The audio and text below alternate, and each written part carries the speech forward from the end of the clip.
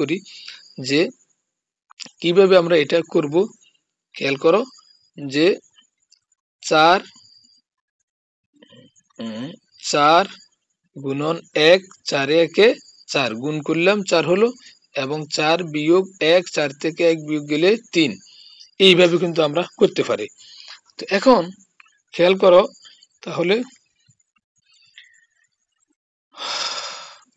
এখানে আমরা প্রথমের যে অংশটা রয়েছে, প্রথমে 2 sin স্কয়ার থিটা, এখানে 2 sin স্কয়ার থিটাটা লিখলাম, -2 টা এখানে লিখলাম। আর এখানে আমাদের যে ওই যে 4 এবং 1, এই 4 এর +4, এখানে মাইনাসের 1, অর্থাৎ এখানে প্লাস থাকার কারণে বড় সংখ্যার আগে প্লাসটা হয়ে যাবে। তাহলে 4 আর 1 গুণ করলে 4 একে 4 হবে, এবং 4 থেকে 1 বিয়োগ করলে 3 হবে।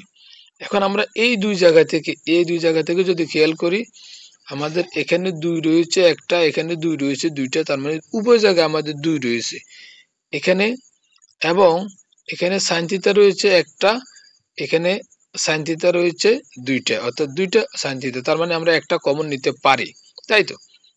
তাহলে আমরা 2 sin থিটাটা আমরা কমন নিলাম, এবং আরো থাকে একটা sin থিটা, এখানে দুইটা sin theta, sin square theta দুইটা থেকে একটা চলে গেছে, এবং আর একটা sin থিটাটা এখানে আসলো। +2টা আমরা কিভাবে নিচ্ছি, a2 এবং a2 গুণ করে 4 হয়েছে। তাহলে 2 এবং 2 4, এবং sin থিটা এটা এখানে যে sin থিটাটা এটা কিন্তু এখানে কমন চলে এসেছে। অতএব এখন এই জায়গা থেকে আমরা যদি খেয়াল করি যে এখানে আমাদের -1টা কমন নিব, -1টা কমন নিব, এবং আনকমন থাকে sin থিটা, এবং সেটা ব্র্যাকেটের ভিতরে ঢুকবে, এবং a মাইনাসে দুইটা মাইনাসে আমাদের প্লাস হবে, প্লাস করলাম, এবং 1 এবং 2 গুণ করলে 2 একে 2 হবে, 2 করলাম। এখন খেয়াল করো যে আমাদের এখানে দুইটা জিনিস কমন, sin থিটা +2, এখানে sin থিটা +2, দুইটা জিনিস কমন, দুইটা জিনিস থেকে আমরা একটা কমন আনলাম sin থিটা +2, আর এখানে 2 sin theta -1, 2 sin theta -1 equal 0, এটা তো ঠিকই রয়েছে।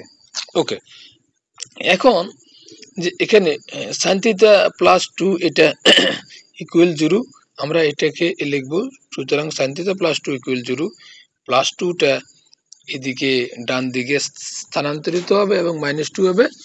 তো এটাকে এখানে থিটার মান গ্রহণযোগ্য নয়, অর্থাৎ মাইনাসের মানটা গ্রহণযোগ্য নয়, কারণ কি, কারণ এখানে যে থিটার যে মানগুলো রয়েছে এগুলো ধনাত্মক হতে হবে, ঋণাত্মক হয়ে গেলে এগুলা অর্থাৎ 0 ডিগ্রি চাইতে ছোট হয়ে যাবে, সূক্ষ্মকোণের ডিগ্রি চাইতে ছোট